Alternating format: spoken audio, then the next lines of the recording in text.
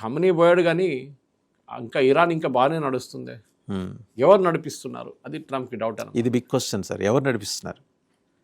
బహుశా second in command ఉండొచ్చు వాళ్ళు. సెకండ్ ఇన్ కమాండ్ కూడా కొట్టేశారు కదా, అది third in command take over చేసుకుంటారు. అంటే అంత పర్ఫెక్ట్ స్ట్రక్చర్ ఇరాన్ మెయింటైన్ చేశారు వాళ్ళు.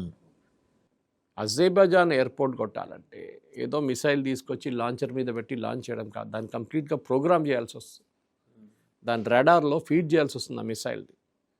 ఎక్కడ కొట్టాలి, ఏ లాటిట్యూడ్, ఏ లాంజిట్యూడ్ మొత్తం ప్రోగ్రామ్ చేసి దాన్ని పంపించాల్సి వస్తుంది ఆ మిసైల్ని.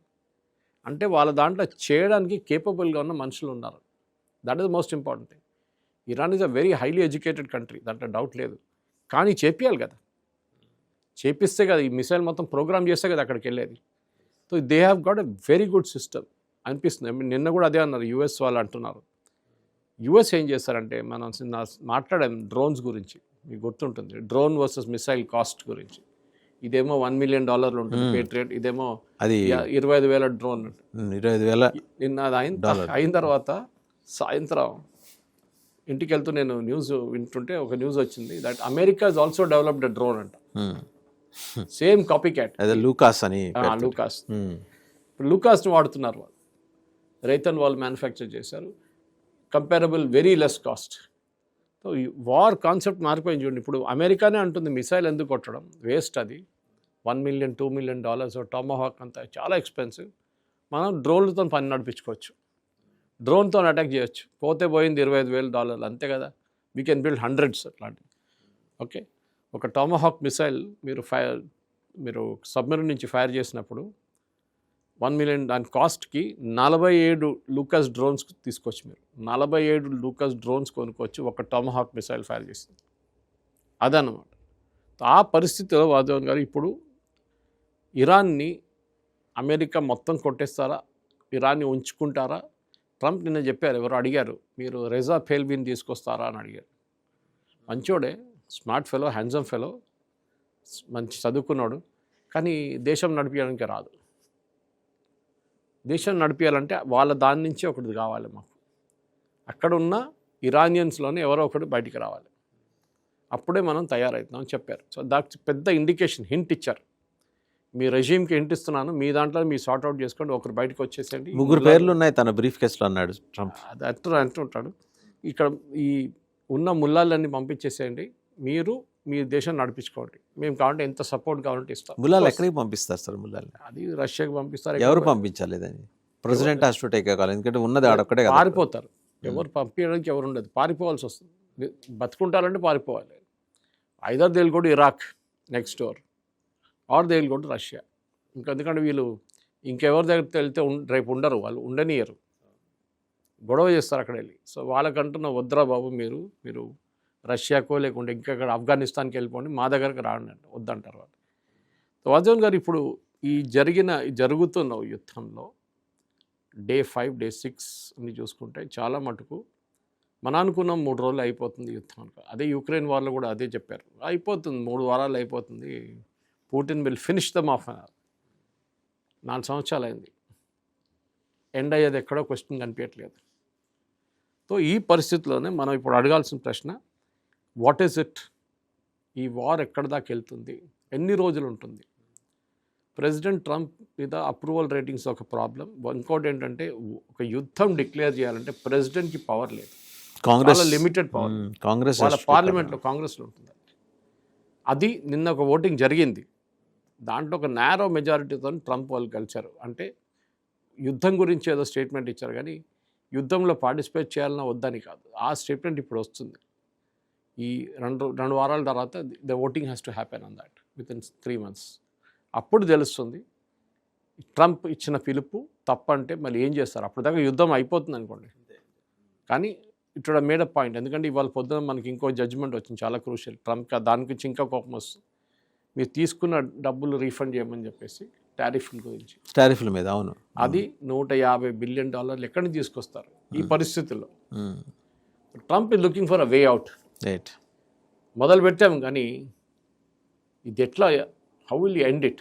మనం మోదీ గారు ఆపరేషన్ సింధూర్ ఎండ్ చేసినప్పుడు చాలామంది అడిగారు, మీకు గుర్తుంటుంది, ఎందుకు ఆపారు? మనం కరాచీకి వెళ్ళిపోతుండే, ఇస్లామాబాద్ని ఫినిష్ చేసేస్తుండే, మోదీ గారు ఇంకా 4 రోజులు ఆగాలండి, అంతే మన ఆర్మీ వెళ్ళి మొత్తం కొట్టేస్తుంది. వీళ్ళకి అర్థం కాదు, రేపు దాంట్లో 20 మంది చనిపోయి వాళ్ళ డెడ్ బాడీ వచ్చినప్పుడు వాళ్ళ కాఫిన్ తీసుకొచ్చిన అప్పుడు మోదీ గారిని తిడతారు, ఎందుకు వెళ్ళారు యుద్ధానికి, వేస్ట్ ఇదంతా. హ్యూమన్ రైట్స్ వాళ్ళు ఉన్నారు కదా మన చాలామంది.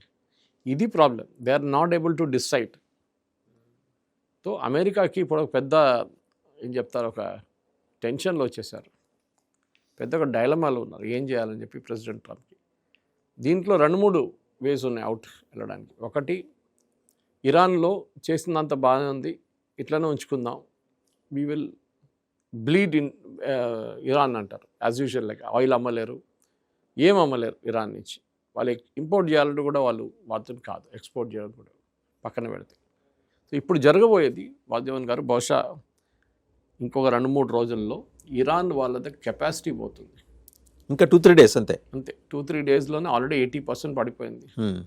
ఇంకొక 10-15% పడిపోతే వాళ్ళ దగ్గర మిసైల్స్ ఇంకా సీక్రెట్గా ఎక్కడో దాచిపెట్టారు అని అంటున్నారు, చెప్తున్నారు. ఇప్పుడు ఇవాళ అజర్బైజాన్ మీద ఫైర్ చేశారు కదా, that means drones are somewhere, ఎక్కడో ఉంది ఇది, అట్లా పోలేదు. అంటే అంత మ్యాస్ ప్రొడక్షన్ చేసుకున్నారు వాళ్ళు డ్రోన్స్ది. ఎన్ని పంపించారు సార్ అజర్బైజాన్కి? 3 కొట్టారు పొద్దున. 3 of them have been hit. దాంట్లో కొన్ని డెఫినెట్ టార్గెట్ మీద కొట్టిందంట. ఇవన్నీ ఇజ్రాయెల్ కూడా చూస్తున్నాయి, నిన్న కూడా జరిగింది అటాక్ ఇజ్రాయెల్ మీద. అది ఆఫ్కోర్స్ మిసైల్స్ కొడతారు, ఇజ్రాయెల్ వైపు డ్రోన్ ఎక్కువ ఉండదు, మిసైల్స్ ఉంటుంది. ఇజ్రాయెల్ కూడా దాన్ని ఈసారి నిన్న వచ్చిన దాంట్లో చాలా మట్టి అడుక్కున్నారు, ఆల్మోస్ట్ 100%. ఎందుకంటే మీ మీద సడన్గా 50 మిసైల్స్ వస్తున్నప్పుడు, 50 డ్రోన్లు వస్తున్నప్పుడు మీకు అది ట్యాకిల్ చేయడానికి మీ ఐరన్ డోమో లేకుంటే డేవిడ్ స్లింగ్ లేకుంటే patriot missiles will not work. మీకు అది షియర్ వాల్యూమ్లో కొట్టేస్తుంది మిమ్మల్ని. మీ దగ్గర ఉన్న 5-6 లాంచెస్ ఉంటుంది, దాని నుంచి 35 వస్తున్నాయి, ఎట్లా ట్యాకిల్ చేస్తారు? ఒక డైరెక్షన్లో వెళ్తుంది మిస్ డ్రోన్స్. సో మీరు కరెక్ట్గా మీద టెక్నాలజీ ఉంటే మీరు చేసుకోవచ్చు. కానీ అక్కడే ప్రాబ్లం వస్తుంది వాద్యవన్ గారు.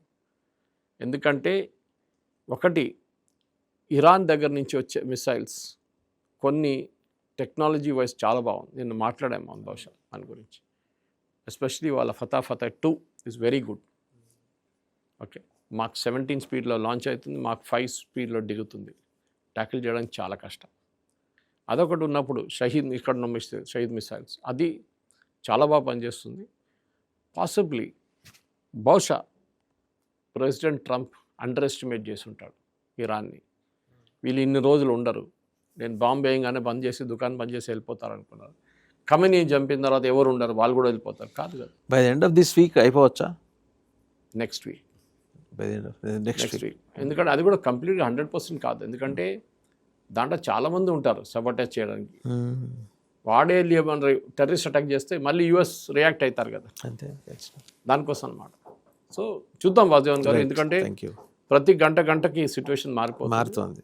సో ఇప్పటి వరకు మనం మాట్లాడుకుంటున్న దాని వరకు ఇప్పటి వరకు ఉన్న విషయాలను బట్టి చూస్తే అజర్బైజాన్ ఎయిర్పోర్ట్ మీద అటాక్ జరిగింది. నిన్న శ్రీలంకలో జరిగిన నేవల్ దాంట్లో 80 మంది చనిపోయారు అంటున్నారు, 30 మంది బతికి బయటపడ్డారు. అండ్ మినిట్ మ్యాన్ అది టెస్ట్ చేశారు. బట్ ఎంత దూరం టెస్ట్? ఎందుకంటే దాని రేంజ్ చూస్తే 16,000 కిలోమీటర్స్ ఉంది కదా. వాళ్ళు మొత్తం 16,000 కొట్టరు కదా, దీంట్లో నోటామ్ ఇవ్వలేదు. నిన్న నోటామ్ ఇస్తే దాన్ని బట్టి తెలుస్తుంది. నోటీస్ టు ఎయిర్ మ్యాన్ అని ఉంటుంది, అంటే పైలట్స్కి నోటీస్ ఇస్తారు, మేము ఈ ఏరియాలో ఫైర్ మనప్పుడు ఒకటి నోటామ్ ఇష్యూ చేసాం మొన్న. ఈ వీక్ ఉందనుకుంటా టెస్టింగ్ దాన్ని రాజస్థాన్లో. పాకిస్తాన్ ఆల్రెడీ మొదలుపెట్టారు, ఈ భారతదేశం కావాలని మళ్ళీ ఇంకో న్యూక్లియర్ టెస్ట్కి వెళ్తున్నారని భయపడుతున్నారు బాగా. సో ఎనీవే, ఇప్పుడున్న సిచ్యువేషన్ ప్రకారం డెఫినెట్లీ ఇరాన్ అడ్డుకున్నారని చెప్పొచ్చు. డెఫినెట్లీ అడ్డుకున్నారు. వాళ్ళ ఎంత కెపాసిటీ ఉందో దాంతో చేసుకున్నారు వాళ్ళు. ఇంకా మీ దగ్గర మిసైల్ లేకపోతే డ్రోన్లు ఫినిష్ అవుతుంటే మీ సంగతి ఏంటి? అప్పుడు వీళ్ళందరూ కలిసి మిమ్మల్ని కొడతారు. అప్పుడు మీరు డిఫెండ్ చేయగలరా లేరా?